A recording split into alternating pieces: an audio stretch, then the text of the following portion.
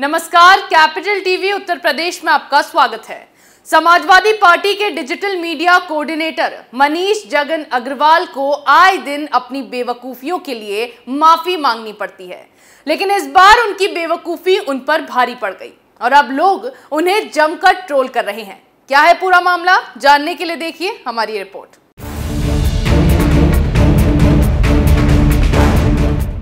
ये है समाजवादी पार्टी के digital media coordinator Manish Jagan Agarwal, जो इन दिनों अपनी बेवकूफियों के लिए चर्चा में है। इन्होंने एक भारतीय को विदेशी क्या कहा, लोगों ने इनको ट्रोल करना शुरू कर दिया, जिसके बाद इन्होंने माफी मांगी तो लोग और तेजी से इन्हें ट्रोल करने लगे।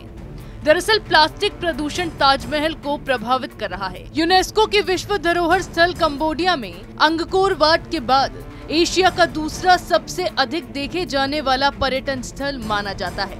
ये पूरे विश्व में 8वें सबसे प्रदूषित शहर में स्थित है। 1980 के दशक में सुप्रीम कोर्ट में एक याचिका दायर की गई थी कि कैसे स्मारक का हाथी दांत सफेद संगमरमर पीला हो रहा है।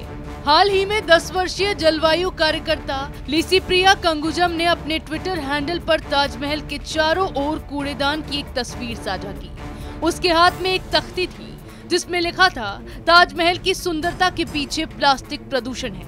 इस फोटो को ट्वीट करते हुए लिसिप्रिया ने लिखा कि धन्यवाद इंसान, आप कह सकते हैं कि ये बहुत प्रदूषित है, लेकिन आपके पॉलिथीन बैग का एक टुकड़ा एक साधारण प्लास्टिक की पानी की बोतल ने इस स्थिति को जन्म दिया। लिसिप्रिया के ट्वीट को रीट्वीट करते हुए समाजवादी पार्टी के digital media coordinator Manish Jagan Agarwal ने इस पर लिखा कि विदेशी पर्यटक भी बीजेपी शासित योगी सरकार को आईना दिखाने को मजबूर है।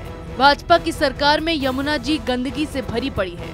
ताजमहल की खूबसूरती पर ये गंदगी एक बदनुमा दाग है। विदेशी पर्यटक द्वारा सरकार को आईना दिखाना बेहद शर्मनाक है। भारत और यूपी की ये छवि भाजपा सरकार ने बनाई है। समाजवादी पार्टी के डिजिटल मीडिया कोऑर्डिनेटर होने के बावजूद शायद इन नेताजी को नहीं पता था कि लिसिप्रिया भारतीय है। बस बीजेपी सरकार पर हमला बोलने के जोश में उन्होंने एक भारतीय के कंधे पर बंदूक रखकर सरकार पर हमला बोला, लेकिन बीजेपी सरकार की तरफ से चलाई गोली उल्टा नेताजी को ही आ लगी। एक भारतीय को इन्होंने विदेशी करार दिया, जिस पर ट्रोलर्स ने इन्हें ट्रोल कर दिया। सबसे पहले लिसिप्रिया ने मनीष जगन अग्रवाल को जवाब देते हुए कहा कि हेलो सर, मैं एक गौरवान्वित भारतीय हूँ, मैं विदेशी नहीं हूँ। सर, मैंने अपने देश का प्रतिनिधित्व संयुक्त राष्ट्र में 8वीं बार 10 वर्ष की आयु तक किया। मुझे विदेशी नहीं कहें। नॉर्थ ईस्ट के लोगों के प्रति इस तरह के नक्सलवादी रवैये को रोके, ये किसी भी कीमत पर अस्वीकार्य है। अब जब नेताजी को लिसिप्रिया ने प्यार से लताड़ा और मुंहतोड़ जवाब दिया तो नेताजी की अकल ठिकाने लगी और दिमाग की बत्ती जली। और इसके बाद मनीष अग्रवाल ने सफाई पेश करते हुए यूपी तक की एक तस्वीर को ट्वीट किया और लिखा कि इस तस्वीर को कल एक न्यूज चैनल ने दिखाया, जिसमें भारत की इस बेटी को विदेशी बताया गया। चैनल की गलत खबर की वजह से समझने में भूल हुई। भारत की इस बेटी के पर्यावरण बचाओ अभियान की सराहना है और हम सब भारत की इस बेटी लिसिप्रिया के साथ हैं। जो भी भ्रम हुआ वो न्यूज चैनल की वजह से हुआ। हालांकि नेताजी को अपनी बेवकूफी का जब एहसास हुआ तो उन्होंने माफी मांगी, लेकिन ट्रोलर्स ने फिर भी इन्हें नहीं बख्शा। यहाँ भी ट्रोलिंग जारी रही। अन्य सोशल मीडिया यूजर्स ने मनीष अग्रवाल को उनकी सफाई देने पर ट्रोल किया।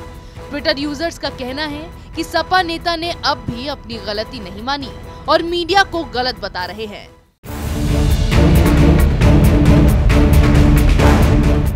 बहरहाल सपा नेता चले थे योगी सरकार और बीजेपी सरकार पर हमला बोलकर हीरो बनने, लेकिन उनके अधूरे ज्ञान ने उनको जीरो बनाकर रख दिया। अब शायद कभी भी ऐसा कुछ करने से पहले सपा नेता 100 बार सोचेंगे। ऐसी खबरें हम आपके लिए लाते रहेंगे। तब तक के लिए देखते रहिए कैपिटल टीवी उत्तर प्रदेश।